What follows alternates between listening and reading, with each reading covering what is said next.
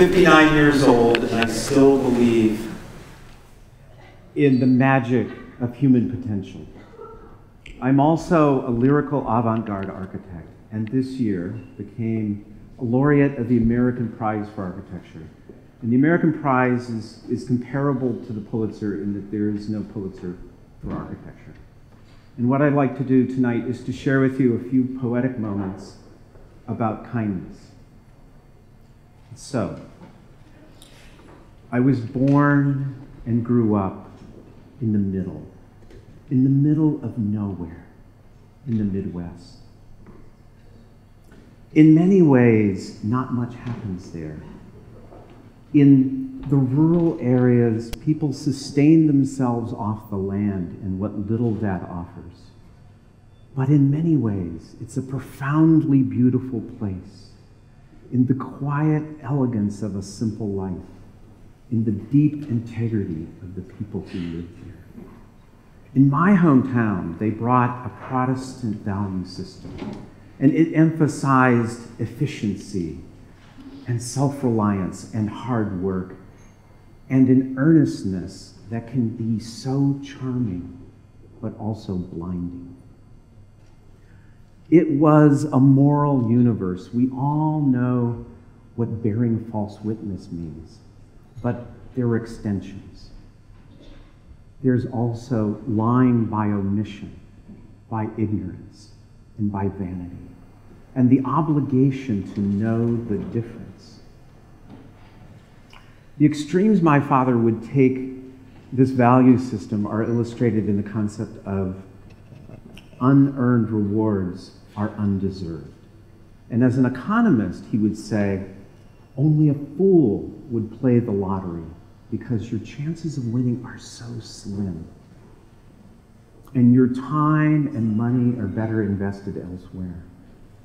But as a Midwesterner, he would argue, he would go further, and he would argue, should you be so fortunate as to win the lottery, you couldn't accept the money because unearned rewards are undeserved. And he would be serious.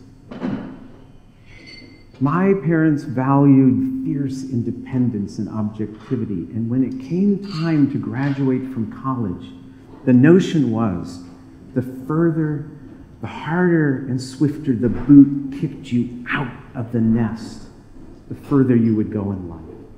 And so the boot landed me here in San Francisco, alone, with $1,000 in 2 suitcases, but with the freedom and the distance to succeed, which after a long period of hard and focused work, I did. The Midwest prepares you for this. There is a patience that balances long and short-term goals. There is a work ethic that relies on discipline and focus to move you forward without asking for or offering help to others. Within this paradigm, there's little place for kindness.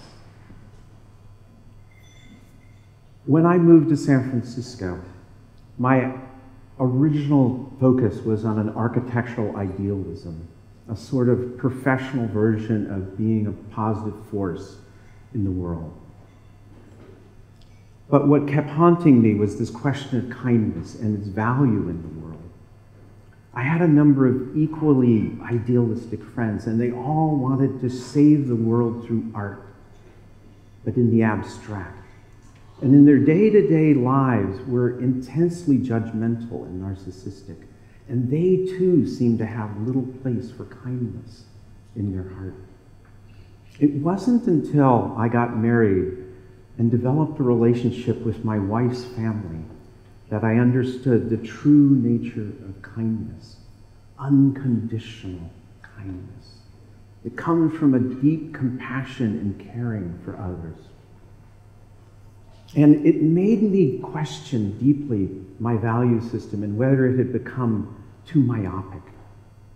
And so I thought I'd wander down this path a bit and see where it would take me. And it has been a wondrous adventure, far more complex and paradoxical than I would have imagined.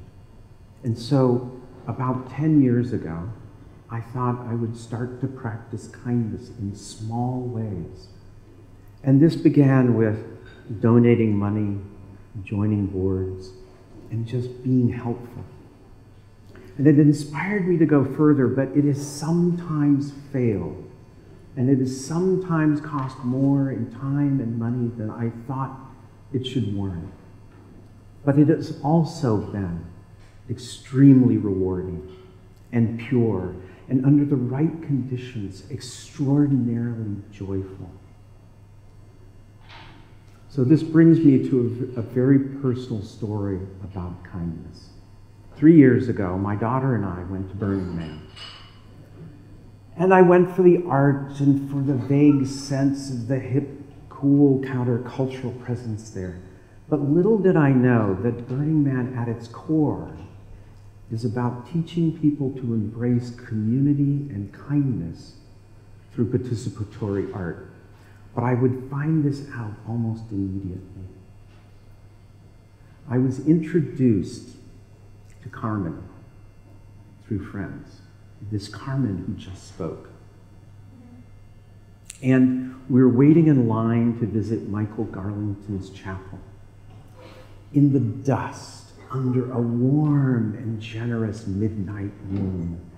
And it's hard to describe the magic of the playa your first night out. The music, the lights, the time perspective shift caused by 70,000 people being self-expressive. So there we were, talking, unraveling mysteries as old as humankind. And Carmen has this intense focus, this heightened sense of immediacy, and on that dusty evening, this was infectious. So we talked about life and poetry and art and the struggle of artists and our struggles to find our poetic voices. And the intensity of this discussion reaches a crescendo, which in the default world would be a natural breaking point. But in that moment, she, inspired, reads me a long, powerful poem from the heart, a poem about humanity's dreams, deeply intimate and personal. And she reads this with such a passion that I am still unable to explain the significance of this gift.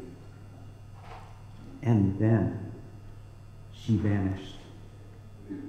Playa magic, you might say. And I spent the next week in vain searching for her on the playa. But later, the playa, later, through what little I knew, Burning Man, nanny, Paris, writer, I found her on Facebook.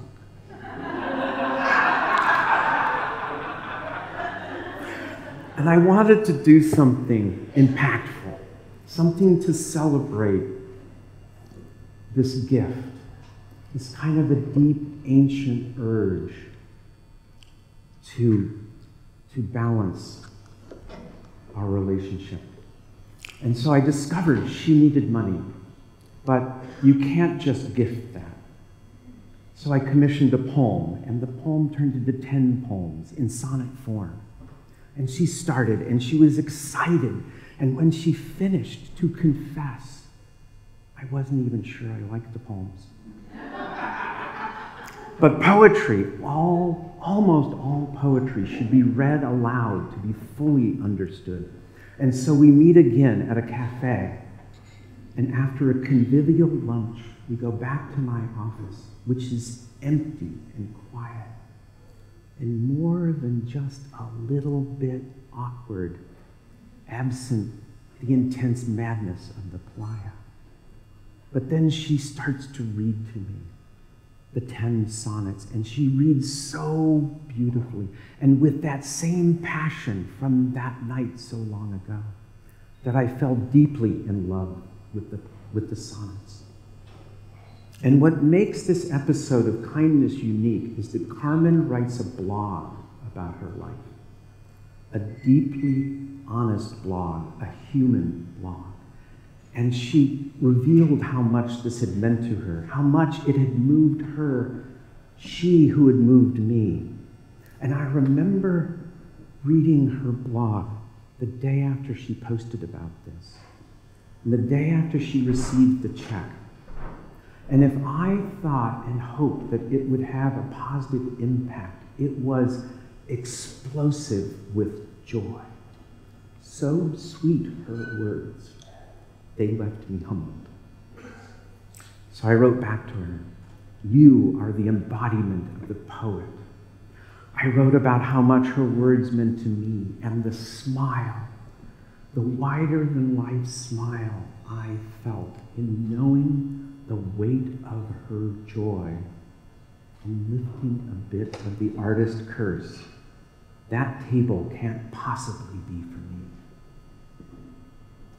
Validation, connection, respect, and love. We've become close friends. We share this poetic sense of the beautiful absurdity of life. And in some ways, we can't be more unalike. Pink sparkly things and tattoos versus high culture modern architecture. And in some ways, we can't be more bonded. Love of life, architecture, and poetry. And I come away from all this overwhelmed by this poet and the power of kindness. And it has taught me to open my heart to the beautiful range of the human spirit and to revel, value, and love pink sparkly things and tattoos on others. So if there's one thing to take away from this mad rant tonight, let it be this. Don't exclusively gift in the abstract. Take a risk once in a while, human to human. It might not work out. It might fail miserably. It might not pay off. Do it anyway. Do it because you're human. Thank you.